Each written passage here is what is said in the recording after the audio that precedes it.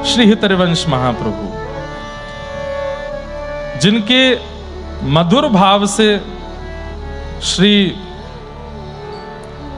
राधा वल्लभ लाल जी वृंदावन में आकर के विराजमान हुए, ऐसे श्री हितरिवंश महाप्रभु आपका प्राकट्य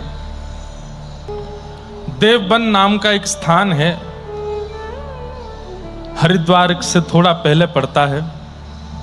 पहले उसका नाम देववन था, अब उसका नाम देवबंद हो गया है, क्योंकि वहाँ अधर्मी बहुत रहते हैं और इतनी बड़ी उनकी वो बनी है जहाँ पर वो लोग अपना सब करते हैं, उसका नाम ही बदल दिया है देवबंद। वहाँ पर श्री हितरिवंश महाप्रभु का प्रादुर्भाव हुआ। आपके पिता श्री व्यास मिश्र जी और माताजी श्री तारा माता जी, दोनों के यहाँ आपका जन्म हुआ। पहले तो आपका जन्म हो नहीं रहा था, तब आपके ताऊ जी, जिनका नाम था श्री नरसिंह आश्रम जी, वो सन्यास ले चुके थे।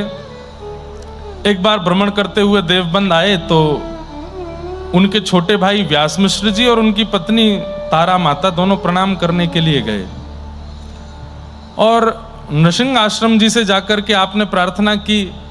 तब व्यास मिश्र जी को देख करके उन्होंने कहा, कुछ इच्छा है मन में? तो बोले नहीं नहीं, कुछ इच्छा नहीं है। तारा माता की ओर देखा तो मां के मन में इच्छा थी कि एक संतान हो। तब उन्होंने देख करके कहा कि देखो, इस जन्म में क्या, कई जन्मों तक तुम्हारे संतान नहीं है, इसलिए भगवत कृपा मान करके आप दोनों प्रेम से रहिए। तब इनकी पत्नी, मतलब कि महाप्रभु जी की माता जी ने एक बात कही नरसिंह आश्रम जी से। बोले, भगवान एक बात बताइए, आप जैसे संत भक्तों को प्रणाम करने का फल क्या है? एक छोटी सी इच्छा यदि हम जीवात्माओं की आप पूरी नहीं कर सकते तो फिर आप लोगों को प्रणाम करने का फल क्या है? नरसिंह आश्रम जी ने इसके उत्तर में बहुत थोड़ा कहा भी कि ऐसे नहीं कहना चाहिए कि हम केवल इसलिए प्रणाम कर रहे हैं कि हमारी इच्छा पूरी हो। बोले, हमारी कोई इच्छा ना भी हो तो भी आपको प्रणाम करने से इतना तो प्राप्त होना चाहिए कि सामने वाले की जो जरूरत है वो पूरी हो जाए, और हमारी कोई और जरूरत तो नहीं, बस ये वंश रुक जाएगा, वंश वर्धन हो। तब नरसिंह आश्रम जी ने ध्यान लगाया, ठाकुर जी से प्रार्थना की, भगवान की वंशी उनको ध्यान में दिखाई दी। तुरंत उन्होंने उत्तर देते हुए कहा, चिंता मत करो, कुछ नियमों का पालन करके रहना और आपके घर भगवान के ही परिकर आएंगे। आपका वंश बढ़ने वाला नहीं है, लेकिन हरि ही कृपा करके आपके वंश को बढ़ाएंगे, इसलिए बालक का नाम हरवंश ही रखना, क्योंकि उनसे ही इस वंश का प्रादुर्भाव होगा। तारा मैया और व्यास मिश्र जी प्रसन्न हुए, आप निर्वहन करने लगे। एक समय आया, तारा मैया की कोख भरी और धीरे धीरे धीरे धीरे बालक पनप रहे हैं।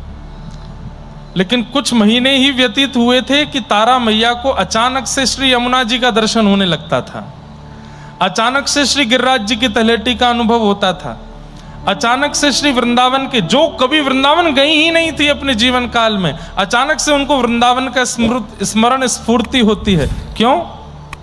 क्योंकि गर्भ में जो है वो तो वृंदावन के ही है ना, भगवान की वंशी है। आपने व्यास मिश्र जी से प्रार्थना की कि मुझे वृंदावन का अनुभव होता है चित्त में। व्यास मिश्र जी बोले, हम कभी वृंदावन तो गए नहीं, फिर वृंदावन का अनुभव कैसे होता है? बोले, अब ये नहीं पता, बस मेरा मन है कि एक बार वृंदावन ले चलो। अरे देवी, इस अवस्था में, इस स्थिति में कैसे लेके चलूं? अभी तो तुम्हारा हिलना डुलना उठना बैठना भी मना है। बोले, बस कैसे भी ले चलिए, मैं व्याकुल हो रही हूं, मुझे नहीं पता ये क्या हो रहा है मुझे, पर मुझे वृंदावन जाना है। चित्त में या तो ठाकुर जी हैं, चित्त में या तो ठाकुर जी हैं या चित्त में कोई भगवत भक्त है, तो धाम का स्मरण सहज स्वभाव से बनता ही रहेगा। यहां गर्भ में हितरिवंश महाप्रभु हैं, इसलिए तारा मैया को वृंदावन की बहुत स्मृति होती है। व्यास मिश्र जी राजा के कुलगुरु भी थे। आपने बादशाह से जाकर के कहा हमारी पत्नी की बहुत इच्छा है वृंदावन जाने की, पर वो गर्भवती हैं। तब राजा ने कहा चिंता मत करिए, मुझे आगरा जाना है, मार्ग में ही वृंदावन पड़ेगा, मेरा तो पूरा सेना का दलबल चलेगा, उसी में एक पालकी में आपकी पत्नी को भी ले चलेंगे। और यही हुआ, पालकी में लेकर के तारा मैया वृंदावन गई। वृंदावन जाकर के मानो जैसे अत्यंत भूख लगी हो किसी व्यक्ति को, उसको अन्न मिल जाए तो वो तृप्त हो जाता है, ऐसे तारा मैया तृप्ति का अनुभव करने लगी। संध्या का समय हुआ, व्यास मिश्र जी बोले अब चलें यहां से आगे, राजा का पूरा पड़ाव आगरा तक है, तो आपका जाने का मन ना हो। लेकिन जैसे तैसे आप ने बहुत कहा और तारा मैया को ले गए। लेकिन ठाकुर जी की तो योजना थी कि बालक का जन्म व्रज में ही हो। आप आगरा की तरफ प्रस्थान कर रहे थे, लेकिन जहां व्रज की सीमा विश्राम होती है आगरा जाते समय, तो बाद गांव एक पड़ता है, वहां ही पहुंचे थे कि इतनी जोर से प्रसव पीड़ा होने लगी, और ऐसी प्रसव पीड़ा हुई कि महाराज गांव के लोगों ने आकर के तुरंत रोक दिया। बोले कि इनको आगे मत ले जाइए, दिक्कत हो जाएगी, कोई दुर्घटना हो जाएगी, यहाँ ले चलिए। माताओं ने घेर लिया, बोले हम इनकी देखभाल करेंगे। और उसी प्रसव पीड़ा में 10वीं का दिन प्रस्थान हुआ, एकादशी का दिन प्रारंभ हुआ, और एकादशी के दिन अद्भुत किलकारियां गूंजने लगी कक्ष में। व्यास मिश्र जी दौड़ करके गए तो जाकर के क्या देखा, तारा मैया के सुंदर गर्भ से श्री हरिवंश बालक ने जन्म लिया है। श्री हरिवंश महाप्रभु की। हरिवंश बालक का प्रादुर्भाव हुआ। आहा, नाम हरिवंश रखा क्योंकि बड़े भैया ने कहा था कि तुम्हारा वंश हरि बढ़ा रहे हैं, इसलिए हरिवंश नाम रखना। आप उसी ग्राम में कुछ दिन निवास किए, क्योंकि जन्म वहीं हुआ था। कुछ दिन वहां रहने के बाद फिर आप वापस देवबंद चले गए। बचपन से ही आपकी स्थिति बहुत ज्यादा भगवत सेवा में रहती थी। पिताजी को सेवा करते हुए देखते थे तो इनका मन होता था कि मैं भी सेवा करूं। आपके पिताजी के सेवा के ठाकुर जी श्री राधा मोहन लाल, लेकिन पिताजी इनको सेवा करने नहीं देते थे, छोटे बालक हैं। तो आप जाते और घर के बाहर आंगन में और बगीचे में 2 युगल वृक्ष दिख जाते, तो एक को ठाकुर जी मानते, एक को श्री जी मानते, उनका श्रृंगार करते और उन्हीं की आरती पूजा करते। पिताजी मंदिर में तो सेवा करने नहीं देते, तो युगल वृक्ष को ही प्रिया प्रियतम मान करके उनकी सेवा करते। आपकी सेवा स्वीकार कैसे होती थी? युगल का श्रृंगार करते, श्रृंगार के बाद भोग लाते। तो भोग कैसे लाते? वन में जाकर के फलों का ही भोग ले आते और ला करके दोनों युगल वृक्षों के सामने धर देते। इनके पिताजी खिड़की में से देखते, हंसते रहते थे, अच्छा है वृक्षों से ऐसे क्रीड़ा करते, बड़ा हो जाएगा तब ठाकुर जी की सेवा देंगे। आपने राजभोग पधराया ठाकुर जी को, और जैसे ही आपके पिताजी बाहर गए, लौट करके वापस जैसे ही आए, जैसे ही आकर के राजभोग देखा तो पूड़ी कचौड़ी हलवा आदि सब था, लेकिन अब लौट करके आए तो वहां फल ही रखे थे। हरिवंश बालक जो बाहर युगल वृक्षों को भोग लगाते, भीतर के ठाकुर जी की थाल में भी वही भोग उत्पन्न हो जाता, प्रकट हो जाता। ऐसी आपकी भजन की रीति। गांव के बालकों को पकड़ लेते, गोरा बालक दिखता उसको श्री जी बना देते, सांवला बालक दिखता उसको ठाकुर जी बना देते। उनको प्रिया प्रियतम बना करके स्वयं खूब आनंद से उनका श्रृंगार करते, नृत्य करते। गांव के लोग पकड़ पकड़ के बालकों को ले जाते, हे क्या करते हो, कहाँ ये श्रृंगार कराते, काजल वाजल लगवा के आ जाते हो। और हरिवंश बालक तैयार कर देता है। गांव के बच्चों को दूर रहने को कहा, उसके पास नहीं जाया करो, पता नहीं क्या करता है। हरिवंश जी अब अकेले ही रहते हैं, वृक्षों के साथ ही प्रिया प्रियतम का भाव रख के लीला करते हैं। आपका नियम बाल्यकाल से ही था कि आप ठाकुर जी का प्रसाद ही पाते थे। प्रसाद पाते थे मतलब जल भी बिना ठाकुर जी को निवेदित किए पीते नहीं थे। ऐसा नियम बचपन से ही बना हुआ था। रात्रि में एक दिन 2-2:30 बजे रोने लगे। माँ ने कहा क्या बात है? भूख लगी है बहुत जोर से। तो माँ ले आई कुछ सामग्री, मखाने ले आई, काजू बादाम ले आई, खा लो। तो आपने जैसे ही देखा, नहीं नहीं ये नहीं खाना। बोले क्यों? बोले इसका भोग नहीं लगा, ठाकुर जी को भोग लगा के लाओ। तो माँ बोली अब 2 बजे हैं रात के, अब कहां से भोग लगाऊं, आधी रात हो रही है। रोने लगे, नहीं मुझे तो भूख लगी है, खाना है, ठाकुर जी का ही भोग खाना है। बिना भोग के पाते नहीं थे। अब छोटा बालक इतना चिंतन करता है क्या? लेकिन नहीं, हरवंश जी महाराज ये चिंतन कर रहे हैं। पिताजी से बोले, मुझे पिताजी ठाकुर जी का भोग पाना है। बोले भोग कहां से लाएं आधी रात को? तो राधा मोहन प्रभु जो अंदर विराजमान थे मंदिर में, दोनों ठाकुर जी उठ गए और ठाकुर जी किशोरी जी से कह रहे हैं, हरवंश बालक रो रहा है, भूख लगी है, प्यास लगी है, हमारा चरणामृत और हमारा अधरामृत ही वो पान करता है, क्या करें? तो किशोरी जी बोले आप बताओ। बोले श्री जी एक काम करो, सेज से नीचे अपने पैर लटकाओ, छोटे छोटे ठाकुर जी का विग्रह है और वो दोनों प्रकट होकर के आपस में पैर नीचे लटकाओ। और श्री ठाकुर जी जल लेकर के आए, श्री जी के चरण धो रहे हैं और श्री जी के चरण धोने के बाद फिर अपने चरण भी धो रहे हैं और दोनों के चरण धो करके सुंदर अपनी प्रसादी जल तैयार कर लिया। बंटा भोग लेकर के आए, ठाकुर जी के पास एक भोग रखा रहता है, उसको खोल के कुछ श्री जी को खिलाया, स्वयं पाया 2 बजे रात में। और दोनों बाहर पर्दा लगा था मंदिर का, मंदिर के बाहर सरका के रख दिए और घंटी जी रखी थी वो गिरा दी। जोर की आवाज हुई तो व्यास मिश्र जी और उनकी पत्नी दौड़ी दौड़ी मंदिर में गए तो क्या देखा कि ठाकुर जी का भोग नैवेद्य और जल दोनों रखे। अरे हम भूल गए होंगे रात में उठाना, इसीलिए बाहर रखे हैं, लेकिन वास्तविकता तो ठाकुर जी ने ही पधरा दिए थे कि हरवंश बालक को दे दिए जाएं।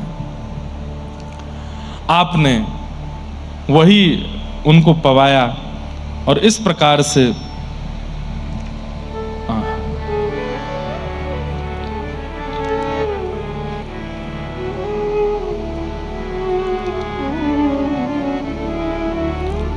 इस प्रकार आपका भाव चलता रहा। ठाकुर जी के प्रति इतनी प्रीति, इतना भाव रखते थे, किसी और लीला सुख में आपका मन नहीं लगता था।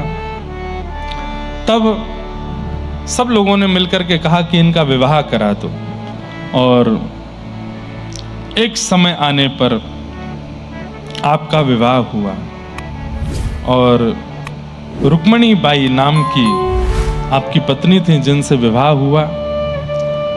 ब्याह के बाद अब और अद्भुत कि आप भी प्रेम भक्त थे भगवान के और आपकी गृहिणी भी प्रेमी भक्त हो गई ठाकुर जी की। दोनों मिलकर के ठाकुर जी की मधुर सेवा करने लगे। तब एक दिन ठाकुर जी ने स्वप्न आदेश करके कहा कि पास के कुएं में हम विराजमान हैं, जाकर के ले आओ। आप जाकर के वहां से लेकर के आए और श्री नवरंगी लाल जी आपको प्राप्त हुए। उनकी सेवा सुंदर प्रेम ढंग से आपने विराजमान की। आपके 4 संतान हुई, श्री वनचंद्र जी, कृष्णचंद्र जी, गोपीनाथ जी और साहेब दे, एक पुत्री हुई। कुछ समय बाद किशोरी जी ने आपको मंत्र प्रदान किया और मंत्र प्रदान करके दीक्षा भी आपकी बाल्यकाल में ही हो गई थी। एक दिन किशोरी जी ने दर्शन देकर के आज्ञा दी कि अब आप वन को चलो, वृंदावन को चलो। तब आप अपनी पत्नी और परिवार से आज्ञा लेकर के वृंदावन को चले। रात्रि में एक गांव पड़ा जिसका नाम था चित्तावल। वहां जब पहुंचे तो वहां श्री जी ने पुनः स्वप्नादेश किया कि जिस गांव में आप रुके हैं यहाँ पर हमारा एक स्वरूप विराजमान है, उस स्वरूप को यहाँ से लेकर के वृंदावन जाओ। आपने कहा कहाँ हैं? बोले आत्मदेव नाम के ब्राह्मण हैं, उनके यहाँ पर श्री राधा वल्लभ लाल जी विराजमान है। ये आत्मदेव ब्राह्मण ने शिव जी की बड़ी तपस्या की थी और शंकर जी ने प्रसन्न होकर के कहा क्या चाहिए? तो कहा आपके हृदय के जो सबसे प्रिय वस्तु है वो मुझे दे दो। तब शंकर जी बड़े व्याकुल हो गए, बोले मेरे हृदय के सबसे प्रिय तो मेरे घर के ठाकुर जी हैं। बोले आपके घर के ठाकुर जी कौन? बोले श्वेत द्वीप में विराजमान श्री राधा वल्लभ लाल। और श्री महादेव ने वही ठाकुर जी ला करके उनको प्रदान किए थे। ठाकुर जी की इच्छा हुई कि अब आप हमको लेके वृंदावन में विराजो। आत्मदेव ब्राह्मण से कह देना उनकी 2 पुत्री हैं, उनसे आप विवाह करो और विवाह करके ठाकुर जी को लेकर के दहेज में वृंदावन जाओ। आपने जाकर के यही बात आत्मदेव ब्राह्मण से कही। आत्मदेव को भी भगवान ने स्वप्न आदेश कर दिया था कि हरिवंश महाप्रभु आएंगे, उनको हमें दे देना, और तुमको बड़ी चिंता रहती है अपनी पुत्री के विवाह की, दोनों पुत्रियों का विवाह उनसे कर देना। कृष्ण दासी और मनोहारी दासी दोनों का विवाह हरिवंश महाप्रभु से हुआ। अब देखो ठाकुर जी कैसी लीला करते हैं, पहले इनका विवाह रुक्मणी बाई जी से हो चुका था, 4 संतान भी हो गई, सब छोड़ करके वृंदावन जा रहे थे। बीच रास्ते में ठाकुर जी फिर से प्रकट होकर के आज्ञा दिए, 2 विवाह करो। जय जय बोले, आप ही कह रहे हैं जोई जोई प्यारो करे सोई मोए भावे, और प्यारे प्यारो करे जोई सोई सोई प्यारो करे जोई मोई भावे। तो आप जब ये बात कह रहे हैं कि जो जो मैं करता हूं सब आपको भाता है, तो मैं कर रहा हूं, पुनः विवाह करो, 1 नहीं 2 विवाह करो। और दोनों से विवाह करके दहेज में आत्मदेव जी बोले क्या चाहिए, बोले कुछ नहीं चाहिए। तो आत्मदेव जी बड़े प्रसन्न हो गए, उन पर इतना धन था भी नहीं, वो इसी चिंता में थे मेरी बेटी का ब्याह कैसे हो। बोले लेकिन देना है तो एक वस्तु दे दीजिए। बोले क्या, ये ठाकुर जी हमको दे दो। तो आपने राधा वल्लभ लाल जी को उनको प्रदान किया, लेकर के आप वृंदावन पधारे। वृंदावन में जैसे ही आए तो आपने सोचा कहाँ लेकर के जाएं, तो वृंदावन भ्रमण करके आपने ऊंची ठौर मदन टेर आज भी स्थान है। गत वर्ष वहां दिसंबर में एक दिन का हरिवंश चरित्र कहा था। चरित्र बहुत विस्तृत और बड़ा है, केवल आज महाप्रभु जी का प्राकट्य इसलिए मैं सूक्ष्म में कह रहा हूं, और समय भी हो गया है। तो महाप्रभु जी ऊंची ठौर जैसी देखी, तभी सोच लिया, मन में विचार कर लिया कि यहीं श्री राधा वल्लभ लाल जी विराजेंगे।